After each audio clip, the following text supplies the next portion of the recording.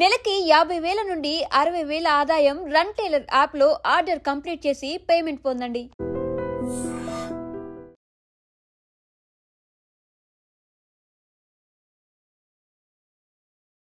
Treatment కోసమని ఒక బాలుడిని వాళ్ళ తల్లిదండ్రులు జహీరాబాద్ నుంచి బంజారా హిల్స్లో మంచి హాస్పిటల్స్ ఉన్నాయి, ట్రీట్మెంట్ చేసుకుంటే నయం అవుతుంది అని తీసుకొచ్చిండ్రు.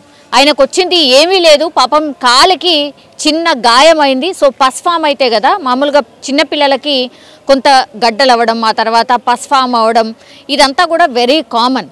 అయితే అది చాలా పెద్దగా ఉండడంతో లాభం లేదు అనుకున్నారు. అక్కడ జహీరాబాద్లో దగ్గరలో ఉన్నటువంటి హాస్పిటల్కి వెళ్ళి కన్సల్ట్ చేస్తే, లేదు మీరు హైదరాబాద్ తీసుకెళ్ళండి, ఈ పస్ అంతా తీసేస్తారు, కొంచెం మంచి ట్రీట్మెంట్ అవుతుంది అని చెప్పి బంజారా హిల్స్కి రిఫర్ చేస్తే TX hospital Banjara hills road number 12లో ఉన్నటువంటి హాస్పిటల్కి ఆ చిన్నారిని కేవలం 7 సంవత్సరాలు మాత్రమే అతన్ని తీసుకొని తల్లిదండ్రులు రావడం జరిగింది.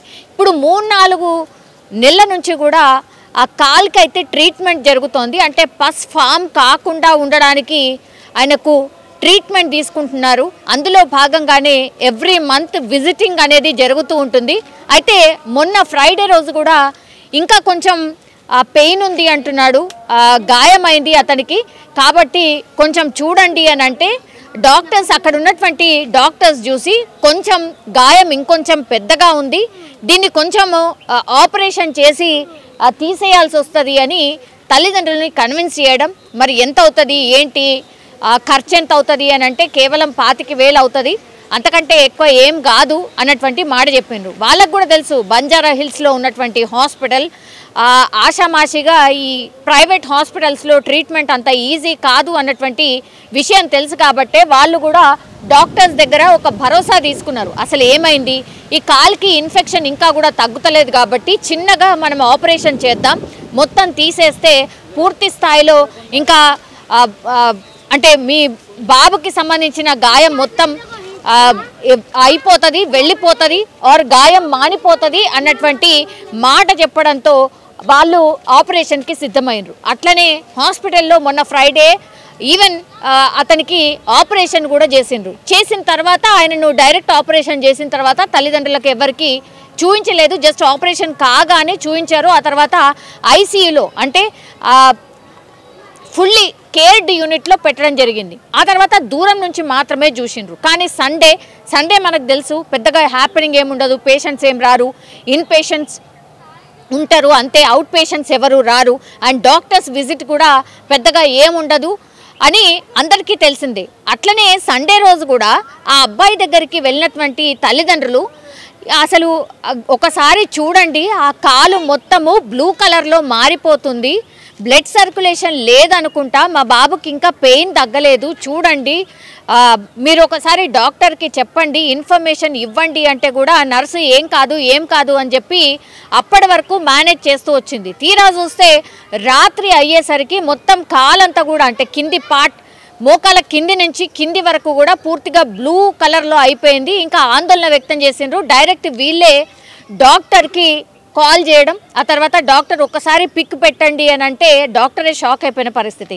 వెంటనే హుటాహుటిన హాస్పిటల్కి వచ్చిన తర్వాత మళ్ళీ ఇప్పుడు వెరీ ఎమర్జెన్సీ అండి, ఇది మొత్తం అంతా ఇన్ఫెక్షన్ అంతా సోకింది, మీరు ఇక్కడ సైన్ పెట్టేయండి అనేటువంటిది హర్రీబరీగా ఈ తల్లిదండ్రులతోని ఈ బాలుడికి ఏమైనా ఇంకా మాకు ఎట్లాంటి సంబంధం లేదు ఆర్ మేమే ఒప్పుకుంటున్నాం ఈ ట్రీట్మెంట్కి అని అట్లాంటి ఫామ్స్ ఉంటాయి కదా, ఆ ఫామ్స్ మీద వీళ్ళ తల్లిదండ్రులతోని హడావిడిగా సైన్ చేయించుకున్నారు. వాళ్ళకి ఆల్రెడీ తెలుసు అంటే బాలుడికి ఏదో అయ్యింది, పూర్తిగా బ్లడ్ సర్క్యులేషన్ ఆగిపోయింది, హాఫ్ ఆఫ్ ది కాలు మొత్తం సర్క్యులేషనే ఆగిపోయిందనే విషయం తెలుసు. కాబట్టి మళ్ళీ ఇంకో మేజర్ ఆపరేషన్ చేయబోతున్నామని చెప్పి హుటాహుట్న లోపలికి తీసుకువెళ్లారు. 2-3 గంటల పాటు ఆపరేషన్ చేసిన తర్వాత ఏమైందో ఏమో తెలియదండి, మేము ఆపరేషన్ చేస్తుండగా బాలుడికి హార్ట్ అటాక్ వచ్చింది, సో మీ బాలుడు చనిపోయాడు అన్నటువంటి మాట చెప్పిండ్రు. సో ఈ తల్లిదండ్రులు ఒక్కసారికి షాక్కి గురైన పరిస్థితి. అదేంటి, కాలికి కదా గాయమైంది, మీరే కదా గాయమైంది, కేవలం దానికి మాత్రమే మేము ట్రీట్మెంట్ చేస్తున్నాము అన్నటువంటి మాట చెప్పిండ్రు. తర్వాత హార్ట్ అటాక్ ఎట్లా వస్తుంది, అయినా 7 ఏళ్ల బాబుకి హార్ట్ అటాక్ రావడం ఏంది, మీరు తప్పు చేసి ఇప్పుడు ఇవన్నీ కూడా కప్పిపుచ్చుకోవడానికని మీరు చేసిన ట్రీట్మెంట్ తప్పు తప్పు కాబట్టే మా బాలుడు చనిపోయిండు అని పూర్తి స్థాయిలో వాళ్ళు టీఎక్స్ హాస్పిటల్ దగ్గర ఆందోళన చేసినటువంటి పరిస్థితి అయితే కనిపించింది. దీంతో పోలీసులు రంగప్రవేశం చేశారు. పోలీసులు వచ్చి పూర్తిగా ఈ తల్లిదండ్రుల దగ్గర ఇన్ఫర్మేషన్ తీసుకున్నారు. అసలు ఎట్లాంటి ట్రీట్మెంట్ నడిచింది, మెడికల్ రిపోర్ట్స్ ఏంటి, ఏ డాక్టర్ ట్రీట్మెంట్ చేసిండు, ఏం ఆపరేషన్ జరిగింది, ఇవన్నీ ఇన్ఫర్మేషన్ తీసుకున్న తర్వాత వాళ్ళ మీద టీఎక్స్ హాస్పిటల్ మీద కేసు అయితే ఫైల్ చేసినటువంటి పరిస్థితి అయితే కనిపిస్తోంది.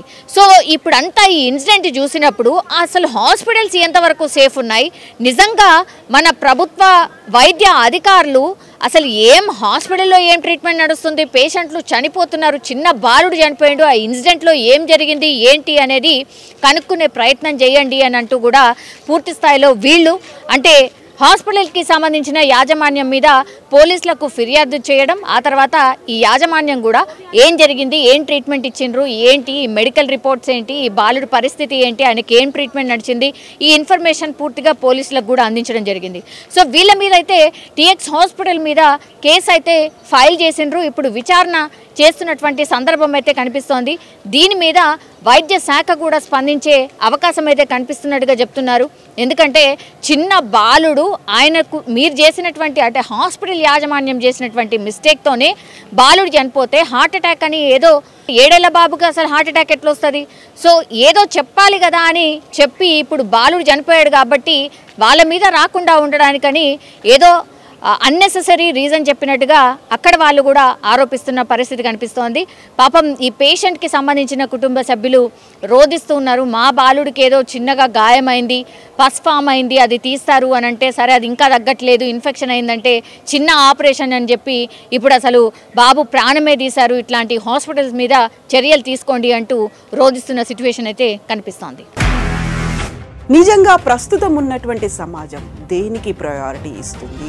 ఆర్థిక సంబంధాల చుట్టూ మాత్రమే తిరుగుతుంది. మళ్ళీ ఎన్నికలంగానే చాలా విరక్తి కలుగుతున్నాం. మంచి అనిపిస్తుంది కదా, లేడీస్ కూడా ఛాలెంజింగ్ జాబ్స్ చేసినప్పుడు చాలా బాగుంటది. ట్రాఫిక్ అసిస్టెంట్స్ గా నియమించిన ట్రాన్స్జెండర్స్ అందరితో సాల్యూట్ చేయించుకుంటున్నారు. ఫుడ్ డెలివరీ ఇవ్వటానికి వెళ్ళినటువంటి డెలివరీ బాయ్ అనిల్ పై కళ్ళ ముందు